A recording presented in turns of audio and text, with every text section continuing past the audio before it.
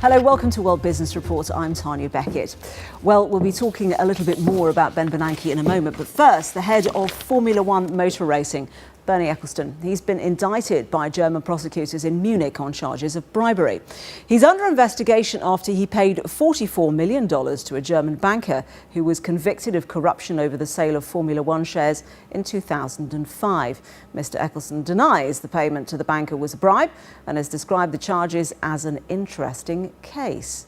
Well, my guest is Reid. She is from Formula Money, which is Formula One's trade guide. Welcome to the programme. Thank you. He is, of course, still a figurehead for Formula One, and the risk is here that he won't continue to be.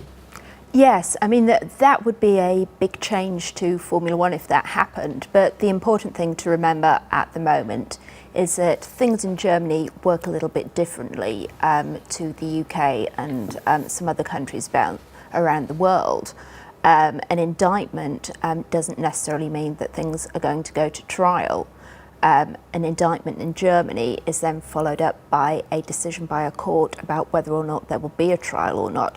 So there's still a long way to go down the road before anything significant. Irrespective of that, it paints a rather murky picture whereby one person is accused of bribery and what they say is no, actually it was some sort of inducement, some sort of blackmail really. Yes, but Formula One is a sport which lots of people associate with intrigue. Surveys have found that intrigue is one of the things that attracts fans to Formula One. So this is it may put some people off the sport, but at the same time it may make it a little bit more exciting. Well, it adds to the glamour, and of course the sheer amounts of money that are in play here also add to the glamour for many people. Yes, I mean, money is an important part of Formula One. Their sponsors are contributing over $1 billion a year to the sport, so this is big money.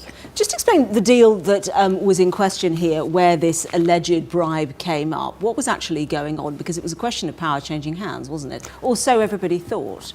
Yes, well, at the time the deal happened, Grybkowski was in charge.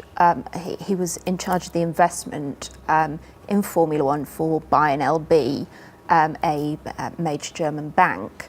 They'd got that by default when they'd lent money to media group Kirsch, which went bust. And that they were quite keen to get rid of it because they'd never intended to be in Formula One in the first place. What happened was they then sold to CVC, a private equity firm, which is the current owner, what's now 6 years later. And what would be the interest in being the owner? I mean, it seems briefly, very briefly, that Bernie Ecclestone still ended up as the figurehead. Yes, I mean, CVC was keen to keep him on board. Of course. He's done a good job for them. The value of their investment, they bought it, I can't remember the exact price, but it was less than $2 billion. It's now worth $10 billion or more. So keeping him on was a good decision for them. Thank you very much indeed for joining us. Okay. Reid there.